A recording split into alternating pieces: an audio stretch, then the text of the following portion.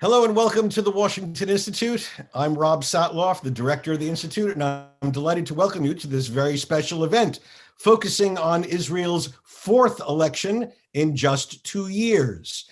Today, we are going to spend our first half hour with a special guest, Yair Lapid, the founder and head of the Yesh Atid. There is a future party, which is currently running a very strong showing in the Knesset elections. I'm delighted to be able to have a conversation with Mr. Lapid.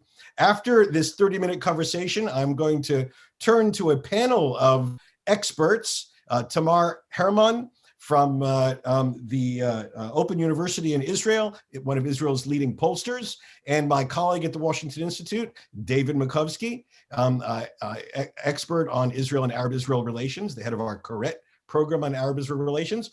That will begin at about 12:30, but first, our conversation with Yair Lapid, former Minister of Finance, again, the founder and head of the Yesh Atid Party. Thank you very much for joining us, Yair. It's a pleasure to be among friends. Excellent. Yair, if you don't mind, I'm going to ask you just first about today's news, which came out of Israel, and then we'll get into some other more broader election issues. The news from the Supreme Court, a major decision about recognizing the conversions of non-Orthodox Jews, and therefore recognizing and extending Israeli citizenship to them. This has political consequences. Could you offer your view of the Supreme Court's decision today? Well, this will split once again, the Israeli political arena between extremists and pluralists. Some parties have already announced, especially, of course, the ultra-Orthodox parties, also Bennett, probably Likud will follow, that they will change the law in order to bring back the wrong exclusive statute of the Orthodox conversions. I, of course, congratulated the Supreme Court on the ruling. I think it's ridiculous that Israel is the only Western country or only democracy in the world in which Jews do not have freedom of religion.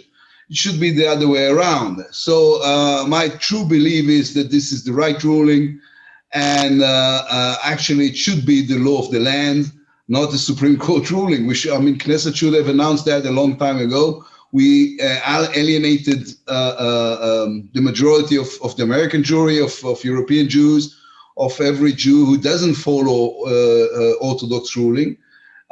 So the exclusivity of the Rabbanut, of the Orthodox establishment, should be ended, and I'm happy with this ruling. Of course, we've been discussing, I'm going from that to the election, because this election is not only a discussion about Netanyahu, as it was in the former three campaigns, but also about what kind of a country and what kind of a government we're going to have. Is it going to be pluralistic, tolerant, moving in the direction? It seems that the entire world is now moving, or is it going to be another populist, extremist,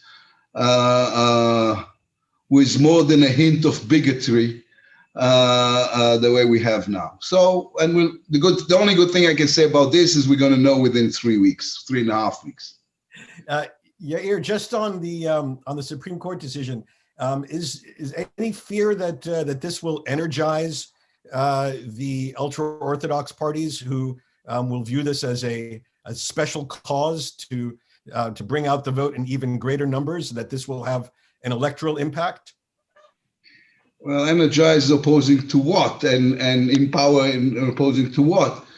You have a pollster in your panel. She will tell you later on that, in some neighborhoods, the ultra-Orthodox are voting not in 100%, but in 110%, because there's an amazing miracle in which a lot of dead people apparently are coming to the polls to vote. So they're going to be energized one way or another.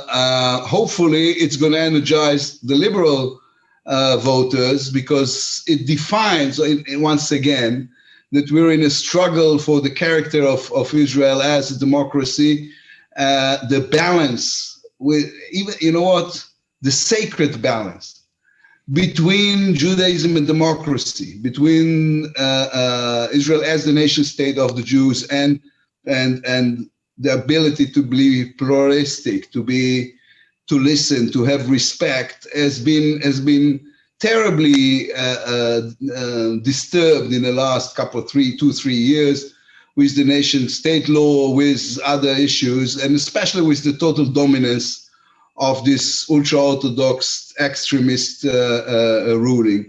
So hopefully it's going to energize our voters as well.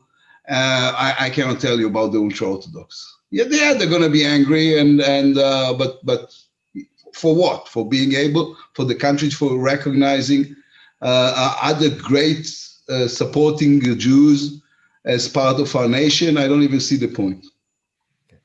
To our viewers, if you have questions you'd like to try to filter into this conversation, please email me directly at rsatloff@washingtoninstitute.org, and I will do my best to incorporate your questions into this conversation. And if you're on the webinar, please use the Q&A function, and I will include what I can. Yair, by my count, this is the sixth election in which you're running, going back, I think, to 2013.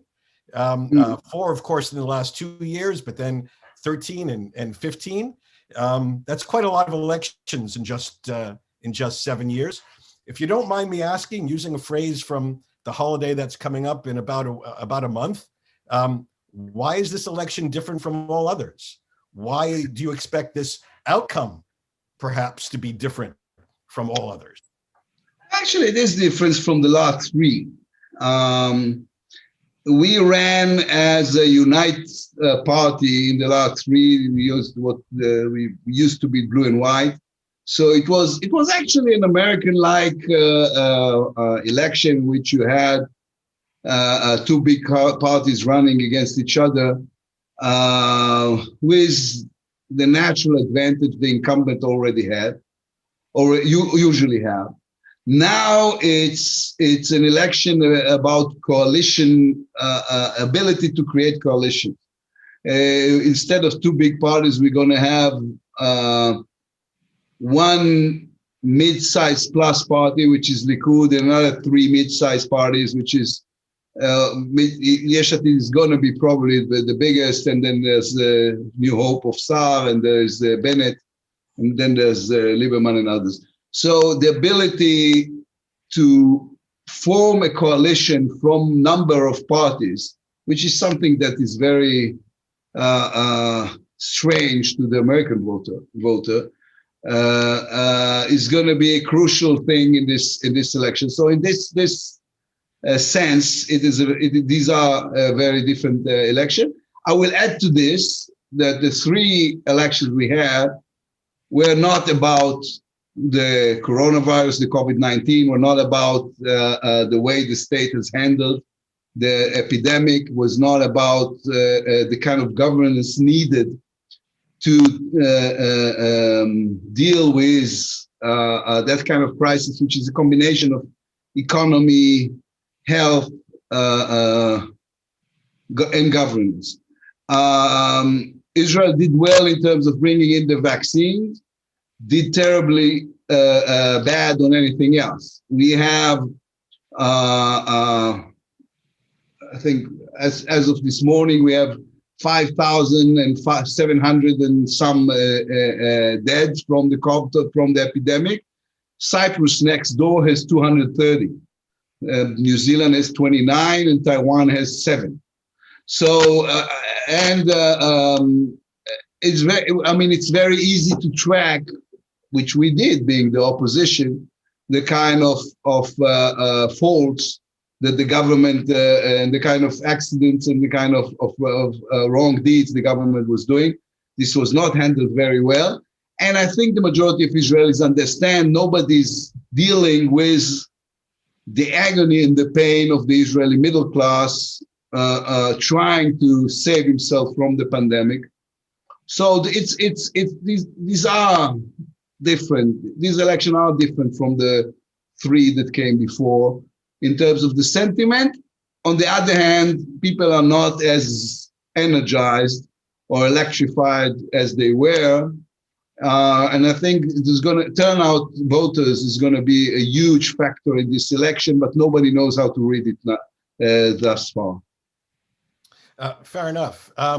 You in your answer to that question, you referred to some of the other mid-sized parties and the challenge of coalition building. So I have to ask you the obvious question: how does somebody where you are at the center of the political spectrum propose to put together a coalition that goes all the way from the right all the way to the left? Meretz, Bennett, Meretz, Gideon Sa'ar, everybody sitting under one umbrella? Is that possible? Well, it would be possible under regular circumstances, but these are not regular circumstances. Okay, let me put it this way. First of all, only somebody from the center is able to put all these together in the same bed. And because we have an ability to have a dialogue with everybody, we have an ability. I mean, you know, the center by definition is pragmatic, is talking on practical issues, on practical terms. And therefore, we're going to tell the people in all those parties that you've mentioned, listen, these are not regular times. This is not a regular government. What we're forming here is a crisis government or national unity government for the next couple of years, let's say, or 3 years, dealing with the pandemic, trying to heal from 15 years of division and incitement, letting Netanyahu go to deal with his trial. I mean, I wish him luck. I genuinely wish him luck, but he needs to do that instead of trying to govern the country in the same time.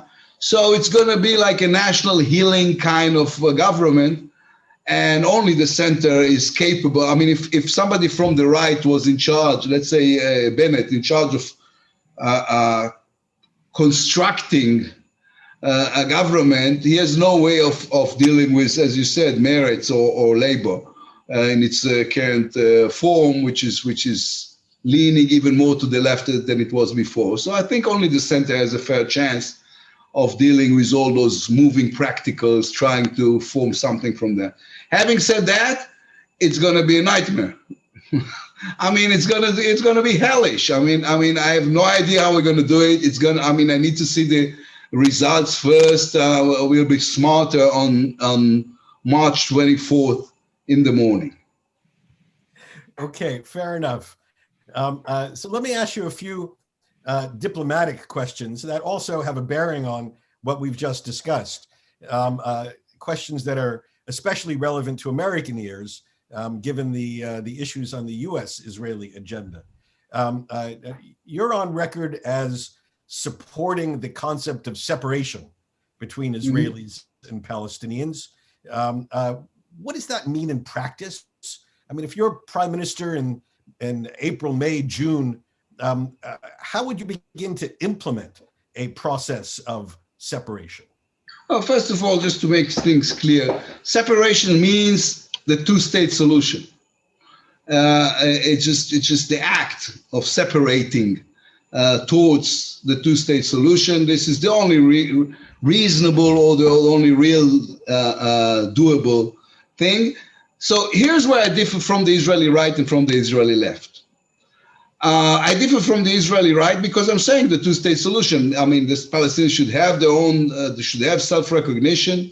I think it's safer for the Israelis. I don't want my children to be stuck with millions of unhappy Palestinians. And besides, I think it's not going to take long before the Palestinians will come to us and will say, especially if they're going to have new leadership, and they're going to have new leadership. Abu Mazen, President Abbas is 84 years old, smokes like a chimney. So they're going to have new leadership, and this new leadership is going to come to us and say, okay, we realize, we understand you're not going to give us a country, so we want to vote. One person, one vote.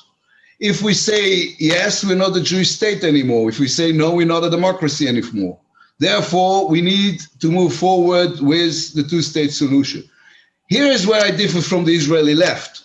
These two states will not mean the end of conflict. Unfortunately, I see no way in my lifetime, hopefully in my children's, there will be an end of conflict. These are going to be two countries, two independent countries, one the strongest army in the Middle East, the other one totally demilitarized. And those two countries are going to have a conflict between them on two major issues. One is Jerusalem, because we will not agree to divide Jerusalem for the same reason the United States will not agree to divide Washington, even though it is divided between Brookings and Washington Institute. But aside from that, and of course, we will not agree to the right of return. So these are going to be two states or two countries with a conflict between them, an ongoing conflict between them, an unhappy conflict between them. But it's a better defined conflict. And there are many countries in the world that has conflicts within them.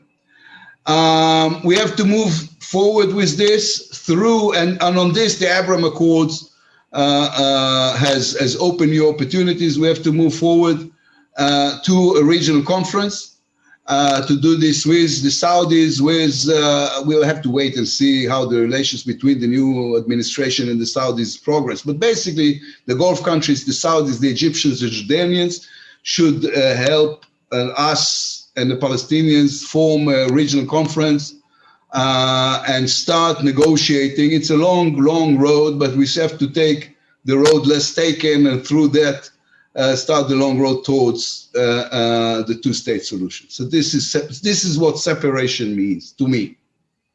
And if the Palestinians choose not to go along with your vision, do you anticipate some sort of unilateral Israeli actions? I don't think. Well, the kind of memories, it's worse than the memories. The disengagement from Gaza, which I suppose is what you're referring to, is beyond the national memory. It's a national trauma, because we did everything the world has ever asked us to do. We left them with 5,000 greenhouses for them to build an economy, and instead, you know what happened. They fired upon our children more than 15,000 rockets and missiles. So I don't think unilateral steps are the right thing to do. I think it should be negotiated. We will, if we will form the next government, we will, to begin with, tell the Palestinians what is it that we are aiming at. We will discuss this with our new allies in the Gulf and our old allies in the region, and we'll start pushing forward. If it's not going to work with this, with the current regime in the PA, so we'll have to wait for the next one. We are patient people. We've waited 3,000 years to go back to our homeland. Okay, thank you. Now, all of this, of course, occurs in a much broader and perhaps more menacing context. And here I want to also ask you about one of the other headlines of the day, namely the what appears to have been an Iranian attack on an Israeli-owned ship sailing in the Gulf of Oman, and what appears to have been Israeli retaliation against Iranian targets in Syria. How do you see, how do you evaluate how your government, your current government, is approaching the Iranian challenge, and what would you do differently? Well, I have enough disagreements with Prime Minister Netanyahu on domestic and international issues. On that, I agree. Israel must retaliate as strongly as possible. The Middle East, unfortunately, is an era which understands the language of power. They need to know we are not to be messed with. And there will be a hard reaction to any attack on Israelis, anywhere. And the Iranians have bitter memories from our abilities to retaliate, but sometimes they need some reminding. So they're going to have some. I'm not sure what happened in Syria the other day is enough for the awakening of the memory. Um, so now we understand that this is happening in sensitive times. I mean, the Biden administration wants to move forward with what we hope will be an improved JCPOA. There's going to be an election in Iran in June. The moderates might lose power, but this is none of our business. What we want is Israelis to be safe wherever they are, and Israelis are not to be attacked without a strong Israeli response. You just referred to the JCPOA, Yair. It was only a couple of weeks ago that the Chief of Staff of the Israel Defense Forces, Lieutenant General Kochavi, gave a rather strong speech in which he said that there was no good diplomatic option, that there was no good JCPOA that could be had, and he urged against re-engaging with Iran diplomatically. This, of course, is different than the U.S. administration's approach. Where do you come down on this? Well, I said publicly, well, I think up to a point, General Kochavi was right, but it's not his place wearing uniform to criticize a new administration or American policies to begin with. This is what the politicians and the diplomats should do, not the military people. It was just, I mean, maybe it was the right speech, but it was the wrong person to deliver it. Now, here's what I have to say about the JCPOA or what should happen now. We have three options. I'm going from the best to the worst. The best option is a good agreement. A good agreement means a lot of things that didn't happen or were not there in the original JCPOA. It means an agreement that includes the ballistic missiles program, much better supervision, a much better sunset clause. Of course, should discuss the fact that the Iranians are the largest, spreading terror all around the Middle East. It should be more concrete. It should be have more power of observation over the Iranian nuclear program, which the JCPOA just didn't have enough. So the best thing for me is an agreement. I am all for a good agreement. And I think President Macron of France was in his right mind saying, let's just improve what we have instead of discussing a new deal altogether. The second best or the second worst, depends where you look, where you're counting from, is a continuation of the sanctions. Because the sanctions are, when forced the right way, are very have achieved most of what what we needed. Let me remind you, the Iranians moved to the JCPOA only because the Obama administration has tightened the sanctions like never before. So if you don't have the right agreement, you should go on with the sanctions and until the Iranians choke. The Iranians are the best negotiators on earth, and only discussing it with them will not be enough. They need to feel the Teddy Roosevelt stick, not only the Teddy Roosevelt soft language. And the third and worst option of them all is the wrong agreement, the wrong JCPOA, which is just a tool for the Iranians to go on with their policy of let's let the Westerners hear what they want to hear while doing what we want to do. This is just the wrong approach towards the idea of nuclear Iran, because nuclear Iran is the end of the Middle East as we know it for sure, but also it's a new threat to the globe, to the entire globe, that we don't want, and I'm underestimating now.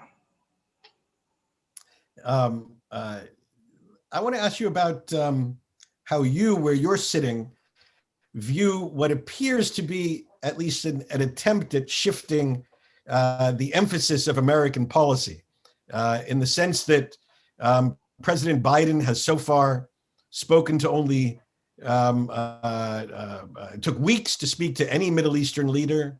eventually spoke to your prime minister, spoke to the King of Saudi Arabia just before issuing this report on Friday.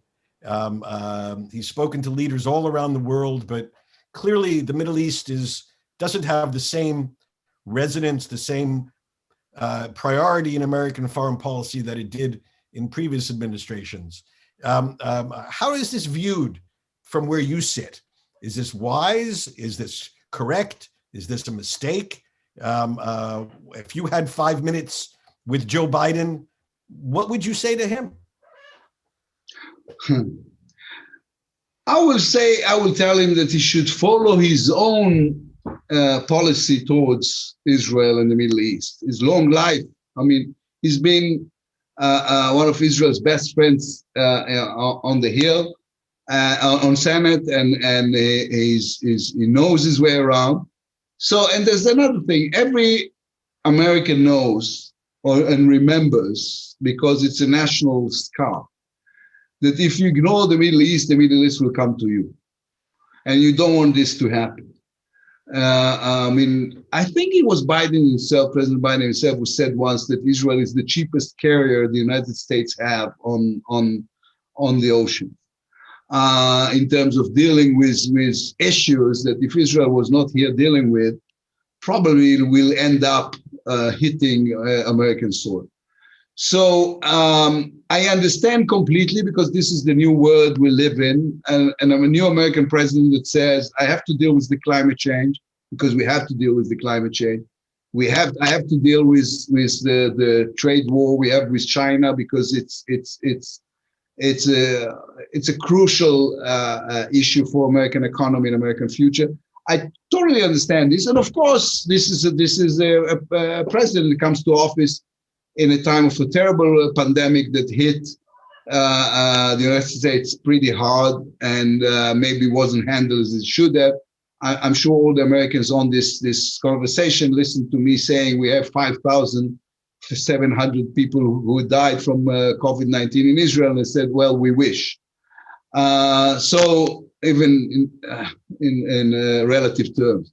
So I think it's understandable that the priorities of this administration are different, and yet if I had 5 minutes, and hopefully I'm going to have 5 minutes with this president, I had a long, nice conversation to him when he was vice president. He's as smart as they come, and he knows Israeli politics more. I mean, him and Lindsey Graham, I guess, are the two people who knows American politics from within the best. So anyway, I would tell him, listen, it is never a good idea not to be cautious about or not to be proactive about what is happening in the Middle East. I mean, looking at the powers to be, and we cannot have a world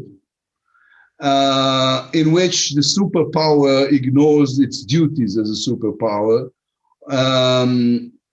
We are living in this Pac Americana times, and it's a good thing, because it's brought into the table values I deeply believe in, made democracy the hardcore of international discourse. These are all great things that America has brought to the international table. But it comes with duties as well, I think. I mean, it's not my place to tell Americans what their duties are, but I think ever since the Wilson Doctrine, the United States had a deep understanding of its role as the leader of the civilized world. And this is a civilized president with a civilized administration, and I hope they're going to play their part. This is the speech I wasn't prepared to give to the new president. Okay. Yair, we have 1 minute left, so I'm going to ask you the 1 minute question, which is every candidate knows that toward the end of an election campaign, you have to make a closing argument to get your voters to the polls and to make sure that they don't vote for some other party that might be close to yours, but isn't yours. So let me ask you, why you? Why should people in the center left, center right vote for Yesh Atid? sanity. It's a 1 second answer, not even 1 minute. I think, the world is not divided anymore between right and left, socialists or capitalists. It's between sane people and people who are just saying crazy stuff as a way of ruling. And what we need is the return of sanity. Yesh Atid is a very sane, middle of the road, pragmatic, practical kind of party. And this is the kind of trustworthy governance the country needs, the world needs. And this is what we're going to bring to the table. It's been a crazy couple of years. Pandemic, Prime Minister with 3 criminal indictments, this clash between state and religion. Everything is just crazy. It's time to go back to sanity the way sanity is. And this is what we bring into the table. So my answer is to the very few probably Israeli voters on this screen, if you want sanity back in your life, you have to vote for Yesh Atid. David Makovsky is on a plane to vote for me as we speak, just because of what I just said. Yair Lapid, the founder and head of Yesh Atid Party, thank you so much. Thank you for joining us here. Thank you. Enjoy the rest of your afternoon. Thank you. Very good. Thank you, Yair. Bye-bye. All right. So now we're going to transition. That was a fascinating half-hour conversation. We're now going to transition to an analytical part of our policy forum. And I'm delighted to bring into our conversation first my colleague David Makovsky, the Ziegler Distinguished Fellow and the director of the Koret Program on Arab-Israeli Relations here at the Washington Institute, a man who knows Arab-Israeli relations and Israeli politics with great insight. I'm delighted to welcome you, David. And after David makes his opening remarks, I'll turn to Tamar Hermann. I'll introduce her when in just a few minutes. So David, the floor is yours. Thank you very much, Rob. Good to be with you and everyone in the Washington Institute watching this. Look, I'll try to make 3 major observations if I can and look forward to the discussion. Yair said this election is different from the 3 others in that there's no one main opponent. It's not a binary choice like it was when the blue and white was very dominant. It's also at a time where there's a real fracture on the right in a way that we have not seen in the last 3 rounds. I would say observation 1, though, is looking at the state of the race, is that neither the right nor the center have a real clear pathway to power. The polls suggest that really both are falling short. And of course, the polls have to be taken with a grain of salt. We have Tamar Hermann, the best in the business, who's going to be on with us. But I think she would agree that each side has got a real challenge. For Netanyahu, the one advantage, and here we just have a slide, you've got 3 elections, and it's all been in a very narrow range. 56 to 58 is the block of Netanyahu's Likud and the ultra-Orthodox parties, and even the more right-wing Yamina party, which we'll talk about in a moment. He's not been able to break out of that 58. And look at it this way. He was the last round, he had 36. Since then, you've had the Abraham Accords, normalization with 4 Arab states, consensus inside Israel, no question. And also the pandemic, Israel's leading the world in vaccinations. And the numbers of the Likud have gone from 36 in the last election to 28 now. That is pretty remarkable. And then there's the question, of course, of Bennett, of Yamina, who's trying to be the kingmaker in this election, an ostensibly right-wing party that's trying to avoid talking about annexation and other stateful issues like West Bank settlements and focus on the coronavirus and the shortcomings of this government. But even with Bennett of Yamina, he's at 58. So what we're seeing is that ideologically, the Israeli political identity is very steady, even though there's some differences among the parties themselves. It's hard to see massive moves. It's a game of inches that I'll say in a moment. The center left is also right now falling short. In theory, it's at 62, but all these parties say they won't sit with each other.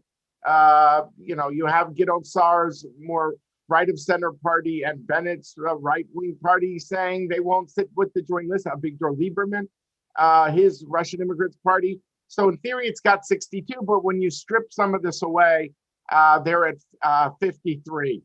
They clearly need Bennett, but will Bennett really join them if he sees his future as the leader of the right, to be part of this politically heterogeneous party? So I think that there's a real question here.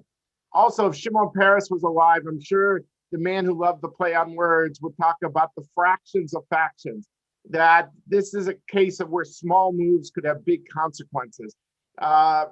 Some of these smaller parties are really polling right at the edge of the electoral threshold.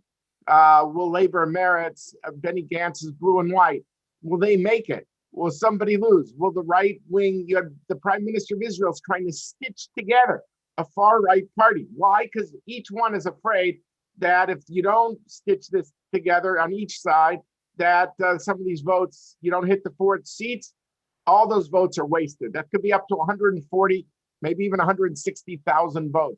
So each one is looking at the fractions and the factions. The bottom line here is that either somebody here doesn't keep their promise, or it could be a 5th round. You know, the first 2 rounds, each party said, this is what I'm going to do, and they kept to it. And there was a 3rd round. The 3rd round was different because one party didn't keep its promise, blue and white, because Gantz, I think, had this sense of national responsibility in a pandemic. And there was actually government, although the government didn't last. So is it going to be more like round 1 or 2 where they keep their promises and then they just keep going and going? And there's a round 5, or does someone break a promise? Does Saar join Bibi? Does Bennett join Lapid? Because right now he says he won't join Lapid as the leader. He'll join as a heterogeneous coalition, and they're all talking to each other. But will they stick? The second observation is, even if someone does form a government, is it stable? You know, I think that's the second main thing. We just have to zoom out for a moment. And that way, I mentioned the political heterogeneity of Lapid with elements on the right and on the left. I think there's questions. They'll say who will hold. They'll say, well, look, the animus towards Bibi and the return of Bibiism, even if they get Bibi out, will mean they either hang together or they'll hang separately. Those who say it won't hold will say, look, Saar and Bennett at the end of the day want to actually succeed Netanyahu more than displace him. They see their places on the right in Israel.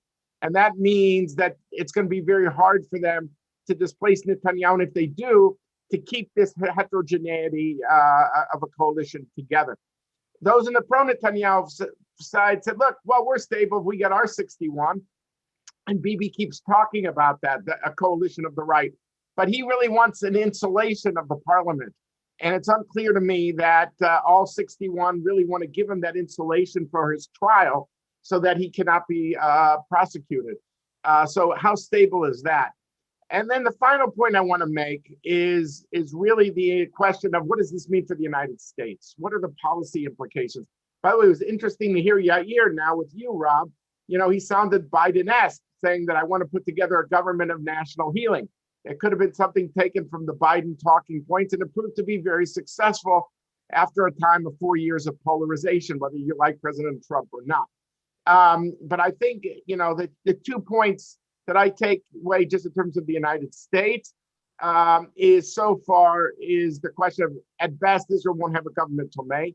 So any real business with Israel in a certain way, in terms of big governmental decisions, cannot be made into the spring. And the question is really what will be left after this? Even if you put together a government, because the access points are not center right like they are in normal elections, but it's an extraordinary election. It's Bibi, pro-Bibi, anti-Bibi. Actually, according to my count, if you use the current polls, 79 or 80 members out of the 120-member Knesset could be right of center, because the election right now is not about foreign policy. And therefore, that could have implications of how the Biden administration does with Israel. And just zooming out here in conclusion, I would just say, look, normally people would say, hey, maybe there's something wrong with the Israeli system.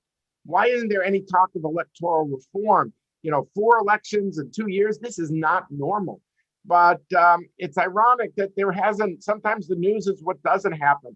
And what didn't happen is that there hasn't been that conversation, because people say, look, the issue isn't the overall structure, it's that a certain person, Prime Minister Netanyahu, has a very firm grip on the right.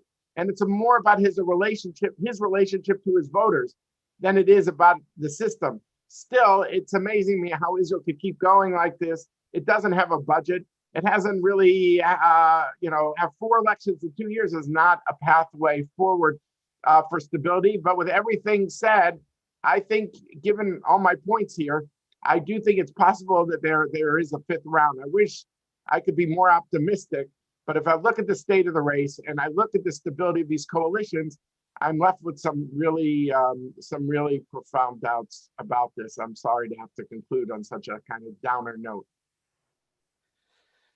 Okay, a 5th election. I can see it now. Wonderful. Thank you very much, David. I appreciate that. And before I turn to Tamar, let me remind our viewers that if you have questions that you want to try to filter into the conversation that we're going to have with David and Tamar, please email me at rsatloff, that's RSATLOFF, at washingtoninstitute.org. Or if you're on the webinar, please use the Q&A function, and I'll do my best to get them into the conversation. I'm now going to turn to Tamar Hermann. Tamar is professor of political science at the Open University, senior research fellow at the Israel Democracy Institute, academic director of the Viterbi program, the Viterbi Center for Public Opinion and Policy Research. I think it's fair to say that there's no serious discussion of Israeli democracy that occurs in Israel without Tamar playing a role in that. So I'm delighted to welcome you, Tamar, and the floor is yours. Hi, Rob.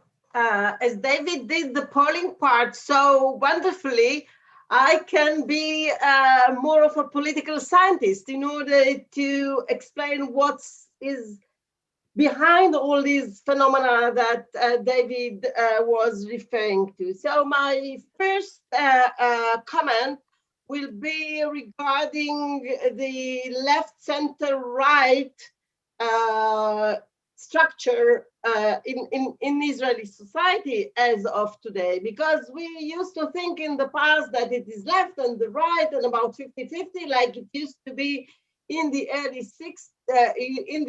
90s, that some of us are still missing, but this is not the case anymore.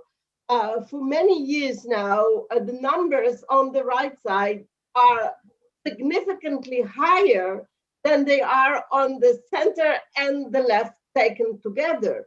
So in 2020, we had about 60% defining themselves as being on the right or the more hardline right, 60%, okay? And then we had 24% defining themselves as being in the center, and 13%, 1-3, in a good day, as belonging to the left. So actually, the country is not split anywhere in the middle. If you take the center and the left together, they cannot amount to even close share of the Israeli society in order to compete over really the position power in Israel's politics. Does this mean that they are all for Netanyahu? No, we have quite a number of people on the right who are not pro Netanyahu. We presented the question in our latest poll: do you want to see Netanyahu as the next Prime Minister of Israel? And we got about 55% saying no, and 55% must include a significant number of people who define themselves as being on the right. Because if you take center and left together, they do not amount to 55%. We also asked people, should we have only 2 terms for our prime minister? And over 60% said yes, and Netanyahu is over 2 terms. This means that also people of the right think that, I mean, enough is enough, and he might be the hero on other levels, but not necessarily their desired prime minister. We also asked, what about person who is in the process of a court case, and we had 2/3 who said, no, this person should not be in office. Okay, again, in order to get this 66%, we need a significant number of people on the right. So it is not entirely about pro or against Netanyahu, and I think that this is quite a misleading common understanding of what's happening in Israeli politics. The issue is about the nature of the state. In a way, it is similar to the differences between Republicans and Democrats in the United States. Left and right do not have foreign policy or security policy connotations anymore, but they do have significant differences between them in terms of lifestyle, LGBT rights, women rights, state and religion. People on the left and the right, they dress differently, they drive different cars. I mean, of course, this is kind of a generalization that I'm making here, but it's a different lifestyle, different perceptions about the world. Is the entire world against us? Should be more on some universalist values level, or should be more Jewish, and the Jewishness of the state against the democratic nature of the state. These are the main issues that divide the left and the right in Israel right now. The division is not about the Palestinian issue, because the Palestinian issue is not in the cards right now. I mean, with the new Biden administration, it might be put on the table, but right now it's not part of the electoral campaigns in Israel, the way that Iran isn't there, okay? So we should take this into consideration. We also should take into consideration the fact that most people, when they are being asked, what's your major issue when deciding what party to vote for, they say that it's about the economy, but not the economy the way that we understand it. Because when we did some deeper exploration of the economy issue for the marker, we found out that the people that said that the economy is more important to them as the main issue by which they will vote were people of the, I would say, middle and upper middle classes, although their situation was not worsened to a large extent by the COVID-19 crisis. When we asked, for example, Shas voters and Likud voters that were much more severely hit by the economic crisis, they said that this doesn't matter. They will vote for their parties anyway. And we asked them, are you going to vote for the same party? As Yair Lapid mentioned, over 95% of the voters of the ultra-Orthodox parties said, yes, we are going to vote again for the same parties. Over 70% said the same about Likud, okay? Now, the hesitations are concentrated in the center, because in the center, we have the highest numbers of people who say that they don't know for which party to vote. Actually, 35% said in our most recent poll in the center that they have no idea what party to vote for. In the center, we also have the highest number of people who say that they were not going to vote because of this bewilderment, post-traumatic state of mind, because of the blue and white experience, and so on and so forth. And many of them cannot associate themselves again with Yesh Atid, because again, what happened with blue and white and the fights between the two fractions of blue and white after Gantz joined Netanyahu's government. We also have the problem of people who would like, of the center, who would like to see Netanyahu out, and they consider voting for Gideon Sa'ar, New Hope. But they have a problem with the right-wing perspective and the right-wing views of Gideon Sa'ar. So they are torn apart between their wish to see Netanyahu gone and their hesitation whether voting for Gideon Sa'ar will actually give a boost to the right camp in Israel. What's happening on the left, then the situation there is quite dismal, I must say. Both parties, Meretz and Labor, we don't know whether they are going to cross the threshold. I mean, it's one day yes, one day no, one day one day two. And people don't like to vote for parties who are not sure on the right side of the threshold.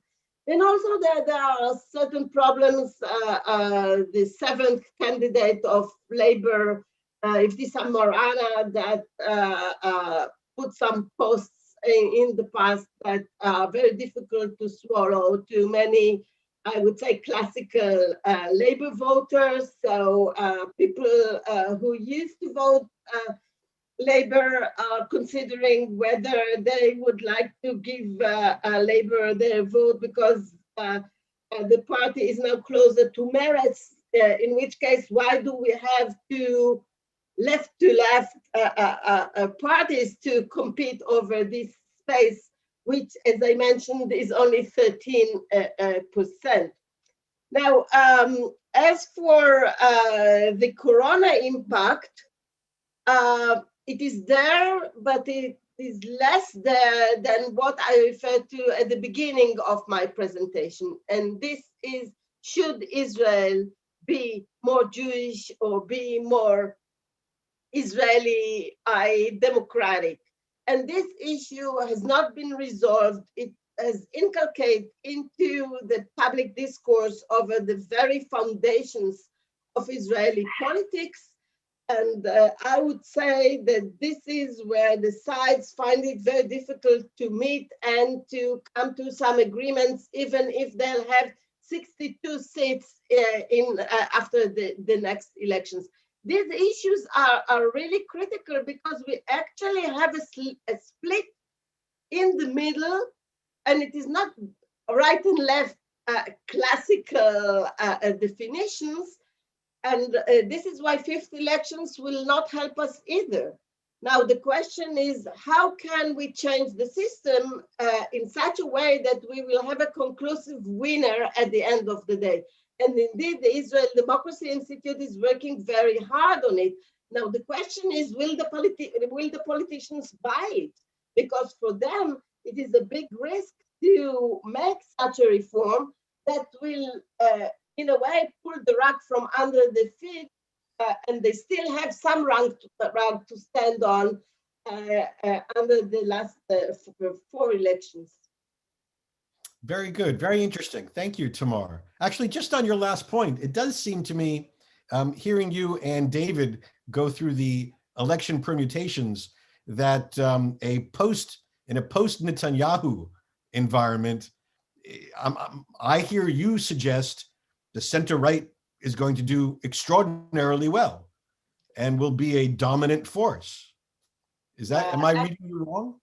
Yeah, I mean, it's very painful for me to say that, but if I'll be pushed with my back to the wall and do some prophecies, which normally I don't, and I told you just before our conversation that I will not, I don't see any chances of a real center-left stable coalition anywhere in the cards.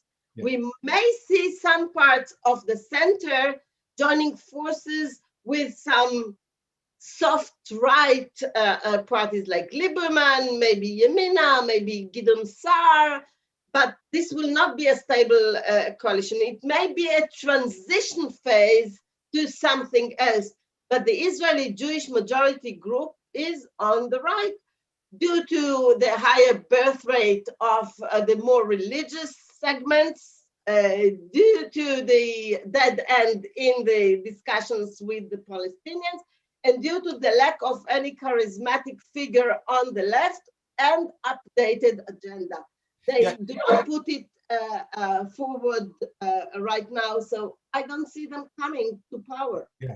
No, I was actually not trying to get you to prophesize about the future election results, but merely to underscore what I heard as one of your key points, which is at the fundamentals, Israel is now a center-right majority electorate. Absolutely.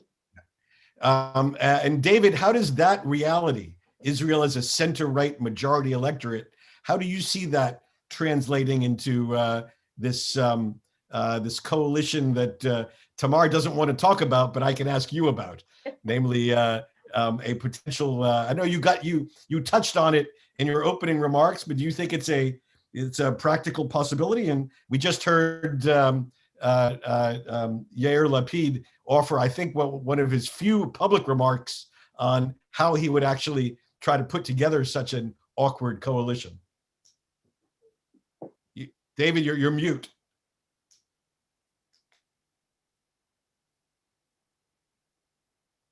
No, you're mute again, David. Okay, now, okay, we're all right. All right, look, I agree a lot with what Tamar said about, the different worldviews that goes beyond policy issues, the role of identity politics versus what Americans were used to, kind of elections about the economy. Israel doesn't have that same tradition. And a lot of these things are reinforcing that the more the affluent are focused on the economics and the others are focused on the identity politics.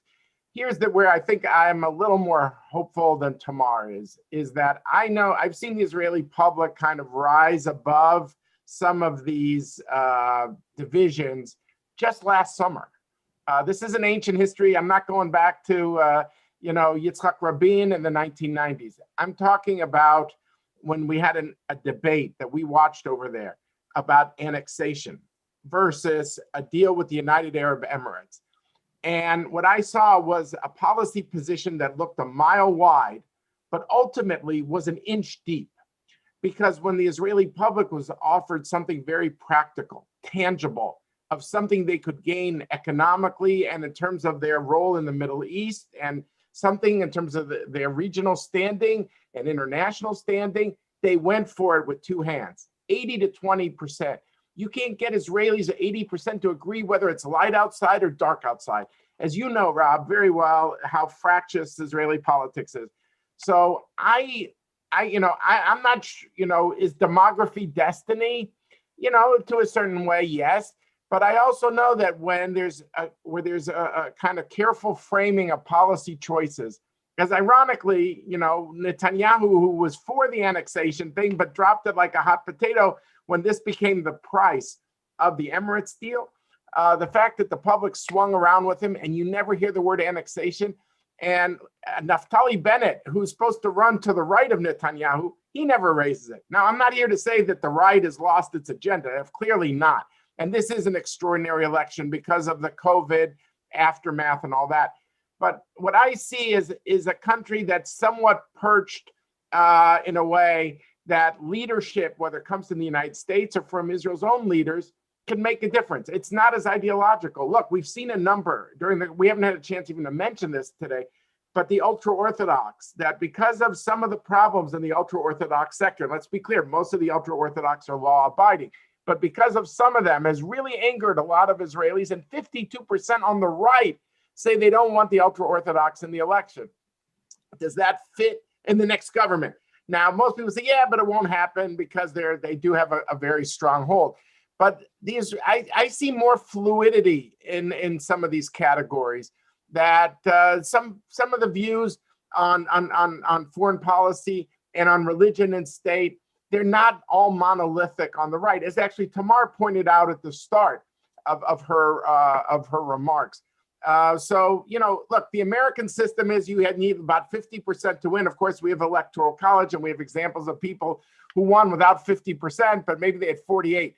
Here you have a country where the prime minister never gets above 30% to win because of the nature of coalitions.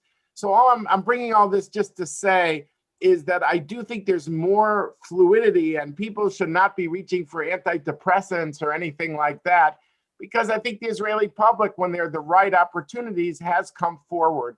And yes, the Palestinian and the Arab Israel and Iran and all these issues seem off the table in this election. I would just be cautious in having people draw, you know, careful extrapolations. That doesn't mean these issues are totally lost. But the framing of leaders does make a difference. May I relate to that, Rob? Sure. Okay, so I totally agree with you that it is not deterministic.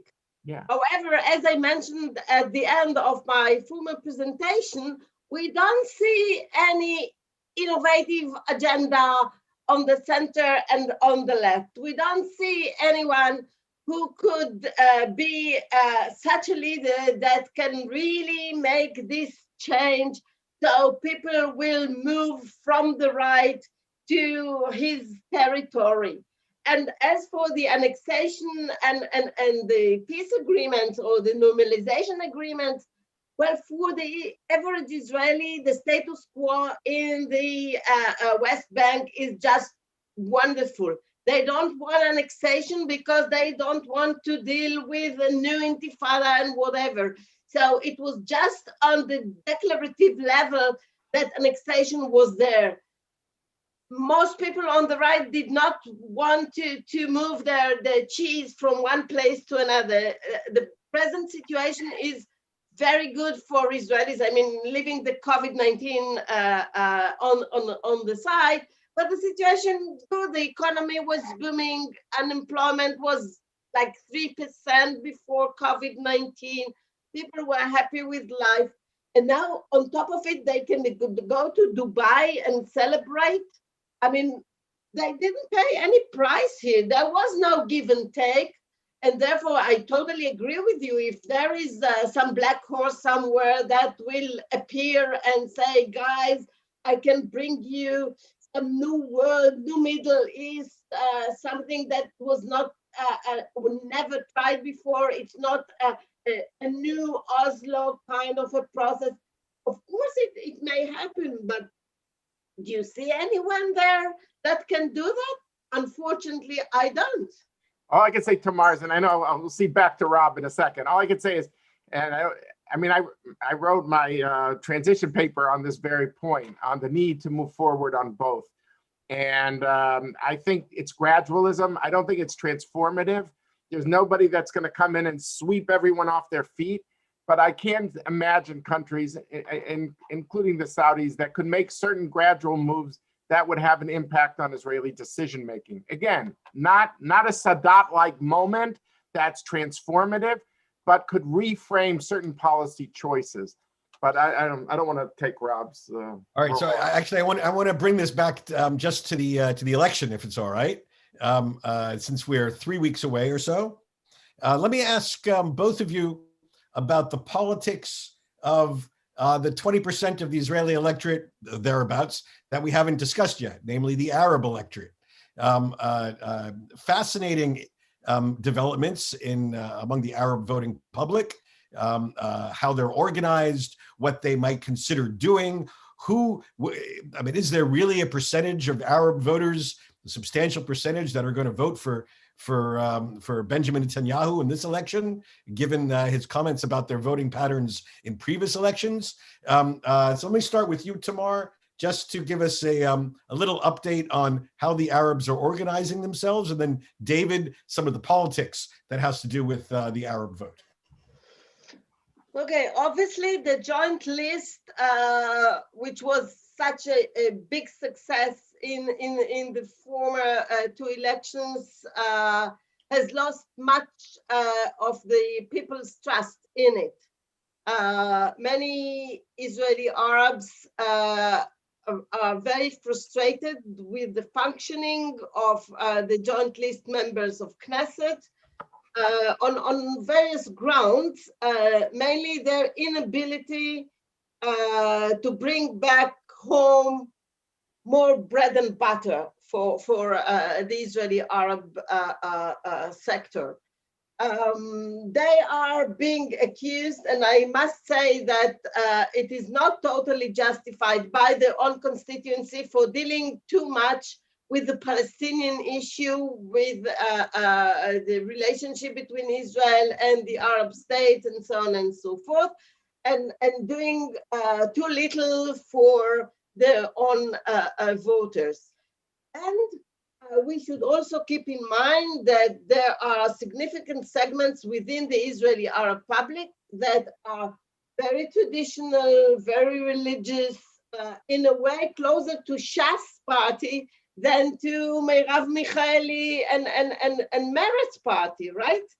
So in a way, was someone coming from the moon, knowing nothing about Israeli politics, looking only on the worldviews, practices, and perceptions about the right, I would say, style of living and family matters and whatever, he would have put Mansour Abbas voters together with Shas voters, rather with the voters from what we refer to as the state of Tel Aviv, right?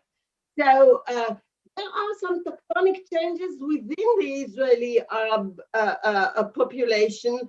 They are obviously still concerned with the Palestinian issue, but they recognize that there is not going to be a real breakthrough in the foreseeable future, maybe in a couple of years or whatever, but right now they are much more interested in promoting their civil status in Israel, in getting larger budgets, in getting more construction permits, in expanding their villages and towns and what have you. So they may put aside the dislike of the right, and they also are very keen on having a strong leader. When we ask them, would you prefer a strong leader or a strong parliament, they always say a strong leader, okay? And as a personal anecdote, I'm renovating my house and I have some Palestinian workers in my ground floor, and a couple of days ago, one of these Palestinian guys took me for a political briefing, and he said, why do you make Bibi's life so difficult? Why don't you like him? He's like your father. So if Palestinians from beyond the Green Line are really fascinated with her personality, I'm not sure that he'll get several seats from the Israeli Arabs, but their reservations with him are to a large extent lesser than of some of my friends of the political science cafeteria. Fascinating, fascinating. I can only say that if somebody came from the moon, didn't know anything about Israeli politics, took a look, I think he's getting back on the rocket pretty fast and going home. David, can you give us a little bit, a little explanation, what politically, how Bibi is trying to peel off some of the voters? Exactly. It's a very good question. And look, we shouldn't, like I said, zoom out. We have to look at, this is some really important trends here. A generational change where younger Israeli Arabs want to be more part of Israel. That's a very good trend. And we see this in all the surveys. Second, what we're seeing that in a certain way, you say, look, the Israeli Arabs are kind of no different than the Gulf in a certain way, that they are de-Palestinizing their politics. That's really fascinating that that's going on. So I think these generational changes are really important. I mentioned what I call the fractions of factions, of looking for slices and trying to emphasize, as Tamar points out, how Bibi is talking about the social conservatism of more traditional Arab voters and how that kind of meshes nicely with some of the Shas voters. But I think that also what's important is Netanyahu is not looking, like I say, to win huge. All he wants is a slice. He saw President Trump do fairly well with Hispanic male voters and with even some young black voters, and maybe would have done better, of course, without the, all the, the protests that emerged in the summer after that horrific tragedy of George Floyd. But if you're only looking for a small slice, it's not a huge leap. By the way, I think the Likud, and Tamar, you could correct me if I'm wrong, but I think the Likud already gets a seat worth of Arab voters. Now they're trying to do something which might not be familiar to our American watchers, which I'll try to explain in just a couple seconds, is this Mansour Abbas phenomenon, where they're trying to identify this one faction, which is actually considered a more the Islamist faction that would have been maybe more comfortable with Hamas, although they don't use violence, but of Abbas Mansour, and they got him to split away from the joint list. So they were once polling at 15. There might be other factors here. They're now down to 9. Now, does Abbas Mansour get 4? And if so, who does he go with? I didn't even get into that because it adds too many complexities, and our wagon would tip over with all the complexities. But the point is that we've never seen this before, that you have an Arab faction that is talking very nicely about the prime minister and making jokes to all these people. I could make you the next cabinet minister in the state of Israel. Whether he gets the number, we don't know. But I do think it's interesting, the phenomenon, to the point, if you look at all these different lists that are going on, if you look at even the Labor Party, Meretz, the Yesh Atid, Lapid's thing, everyone now feels they need Arabs on their list. They didn't used to feel that. From what I talked to one pollster yesterday and said, if you look at the number of Zionist events in Israeli Arab areas, it's something that there's never been before. So Netanyahu, in a strange way, has kind of opened the genie, in this regard, that now everyone feels that he's made it kosher to have more Arabs on the list. It's an interesting phenomenon, and I think it's something they have to work on. But the key is that all they're looking for is like a 10% slice.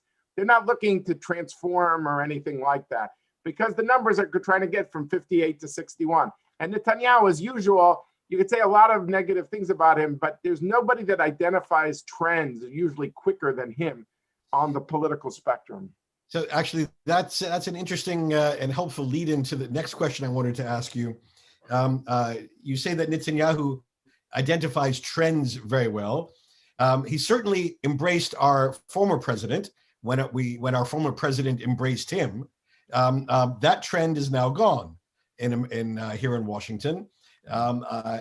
So my question for you and for Tamar is, are there any political ripples in the Israeli election of Netanyahu now being, I don't want to say the odd man out, but his best friend in Washington is now in Mar-a-Lago.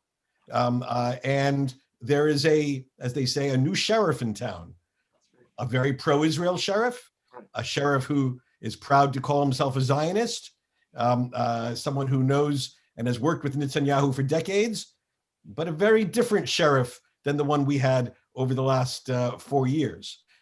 Does Netanyahu still get the benefit of the doubt as being the leader who understands and knows Washington better than anybody else? Or has the sheen on that worn off because of the transition here in Washington? Look, Tamar would have a better sense on the domestic politics if it's hurting him. I haven't seen it, but maybe she's pulled it and she knows better. I do think that he has to navigate much more carefully because, America is Israel's patron, and you don't want to be seen by Israelis as someone who cannot help navigate the American account, so to speak. So I've noticed when he did an interview with Udi Segal, how on Channel 12 last week, a rare sit-down interview, he emphasized his close friendship with Joe Biden, who he's known for close to 50 years or whatever it is, but for decades. And so I think he's trying to walk carefully in this regard. And he also knows that Biden is not somebody, and maybe you've seen it a bit with the Obama administration, but you're not going to be able to marginalize Joe Biden in Israel. I think he's learned the lessons from that period. He's not Obama. He says I'm not Obama. This is not the third term of Obama, he says publicly. And I think also on Israel, he knows that what Israel loves is what I call the Kishka politician, the person who really has a visceral connection with Israel. And that's who Joe Biden is in general. So I think that Biden will not be marginalized by anyone on this issue. And I think Netanyahu will try to move gingerly in this regard. And the last point I'll just make is, however, Netanyahu has to be careful about something we haven't even discussed in this session, is by a faction led by this guy, Itamar Ben-Gvir and Bezalel Smotrich. These are hard right guys who, in the case of Ben-Gvir, was an open disciple of Kahana. Now, Kahana was someone who was a militant and had expressed even racist views. So now Ben-Gvir has tried to back away from Kahana, said, no, I'm not for expelling the Arabs, but only people who are openly disloyal. Well, who defines who's openly disloyal? Now, Netanyahu has said, I'm not putting him in the government, but I'm saying this is an Achilles heel with the Democratic administration. Is he going to give the 61st vote, Ben-Gvir? I mean, everything is down to a vote of inches. So I think there's going to probably be some focus on it. I think it was up to Netanyahu. We clearly would not want the guy in the cabinet, that's for sure. But we don't know how the numbers are going to turn out. And that's just, I think, a point that no one's focused on. But I think, out of fairness, we have to raise this as something that even if Netanyahu wants to show how close he is to Biden, and Biden wants to show how close he is to Israel, while putting kind of Israel and the whole Middle East on notice that it might take a month till I return to the calls, because I've got other things on my mind, and you're not tier one, as you pointed out to Lapid in your remarks, Rob. I do think that this is an issue that needs to be mentioned. Tamar, Netanyahu and the U.S. relationship. Well, I suppose that he will play his cards more carefully, but I think that he will be able to be flexible enough in order to stay in good relations with the Biden administration. Maybe he will give up on certain issues, but will insist on others. And let me remind you that before the former sheriff, there was a former sheriff. And actually, Netanyahu at that time scored very highly with his voters by clashing with Obama. So he may use his card in such a way that he will get some approval on certain issues, but will stand if he's the next prime minister, of course. I mean, we are talking as if he's already elected as the next prime minister of Israel. But on certain issues, he will be more flexible, but on others, he will not. But for example, the refusal of the Iranians to come back to the table that was in the news only a day or two ago, this will make Netanyahu very happy.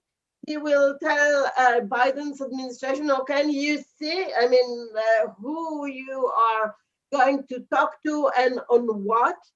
So I suppose that he may be less comfortable, but I don't see him getting head on with the White House on such issues. And he might be clever enough to score high for being more compromising, as well as on being more, I would say, hard on the issues that are really, really critical for him. Yeah, do you notice, by the way, I just throw in there, in that interview he did last week when he was pressed by the interviewer about JCPOA, he said, well, I told President Biden on the phone, that I'm not against negotiations, but just remember the difference between whether they adhere to any deal will basically be based on deterrence, and that is on the sanctions and the threat of military force. And that's that will be decisive. But whether we have negotiations, he's not coming out against negotiations per se with Iran. Okay, so one last question before we close this session. And I want to thank people for sending their questions into me. We are, as I said a moment ago, just 3 weeks or so before Israelis vote for the fourth time in 2 years. And both of you, David and Tamar, have talked about the very small margins of change, the little slices of parties here or there that will eventually tip the balance. Does this party make the threshold? Do they not make the threshold? That sort of thing. So when we look at the election in terms of getting the vote of your voters and helping the very few undecideds make that key decision on election day, surprises over the next 3 weeks. We just saw one today. Supreme Court didn't have to make a decision now. It could have waited till after the election, but it did make a decision now, and that will have a certain impact. Are there other sort of known unknowns that are out there over the next 3 weeks that may very well have an impact on turnout and on how those margins cast their ballots? We'll start with Tamar, and then David, you get the last word. Okay, thank you. Well, to start with, we don't know what the pandemic situation will be in 3 weeks because schools were open recently, stores were opened, and we don't know whether it will boomerang close enough in order to have some effects on our turnout. Second, we don't know if someone is going to withdraw or not. Benny Gantz, for example, will this have an effect mainly on the center or not? We don't know that. And there is never a dull moment in the Middle East. Something may happen from the outside. Basically, we have a very large number of people who say that they will not go and vote, and we don't know how this will change the relations, the proportions between left and right, because, as I said, center is more hesitant, and young people, we don't know what are they going to do because their reservations with the political scene has become much more, I would say, acute in recent months. They feel more disconnected with the political scene, besides those who, for example, participated in the Balfour protests in recent months. Balfour, Prime Minister's home. Yeah. Yeah. So we really don't know about the turnout, and the turnout might be very critical. What we do know is that the ultra-Orthodox will be there, the National Orthodox will be there. Now the question is about the others, and we might be positively or negatively be surprised. All right, very good. Tamar, thank you. Thank you. David, final word. I think whether the Supreme Court is decisive, my sense is it will probably just reinforce those on each side. It's one of those issues where you really see the differences in worldview. So I don't know if it's going to tip people versus reinforce existing views. Tamar's point about turnout. Look, every time there's been talk, the turnout is going to drop because how many times could people go vote? And this isn't a vote during a pandemic. But turnout has been unbelievably high in these last 3 rounds. So we'll see if that's true the 4th time. Look, one surprise to look for is not a full surprise. So I have to say this in advance because Netanyahu was wanted to make the trip and he said to cancel. But, I could see him, going to Abu Dhabi, getting a photo op with Mohammed bin Zayed and going to see King Hamad in Bahrain.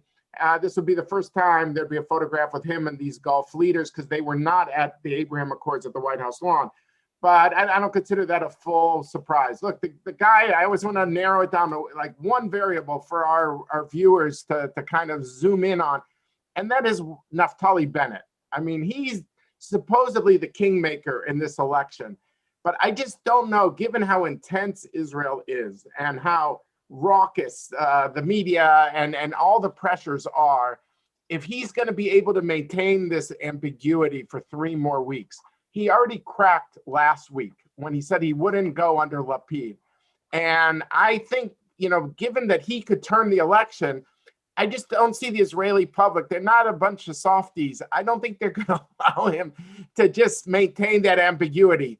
And so the net effect is I kind of think his numbers are going to drop. And it could be Gideon Sa'ar will benefit from it because he clearly is in the anti-Netanyahu camp. But because the pro-Netanyahu, anti-Netanyahu issue is so central, I don't think they're going to allow the kingmaker just to say, oh, well, we'll see later. I just don't think it's going to hold. We just saw last week it started to crack, and I think it'll continue to crack. And I think his numbers will drop, but we will see if I'm right. Some people assume that Lieberman is going to be the surprise of these elections because of the ultra-Orthodox and what happened with them. And for the first time ever, I saw a very huge placard saying, I'm secular from head to toe and whatever. So he's really approaching a very soft point in Israeli politics right now with the resentment towards the ultra-Orthodox. He might be the surprise of these elections. Especially since Lapid, and we saw it in the interview with Rob too, was very that he is softening his ultra-Orthodox hard edges because people feel he has a certain glass ceiling and you can't have a government without the ultra-Orthodox. So he should have been pressing it. Now Lieberman's got the field to himself in a certain way because Lapid has made a strategic decision. I'm not going there. That's interesting. Fascinating. Fascinating. Thank you so much, both of you, Tamar Hermann, David Makovsky, for giving us this deep dive into Israeli politics. See, I'm choking up. Thanks, Rob. Thank you, Tamar. It's difficult to swallow. Just 3 weeks to go. Thank you very much. And thank you to all of our viewers for tuning in to this Washington Institute Policy Forum. Have a great rest of the day. Thank you. Bye-bye.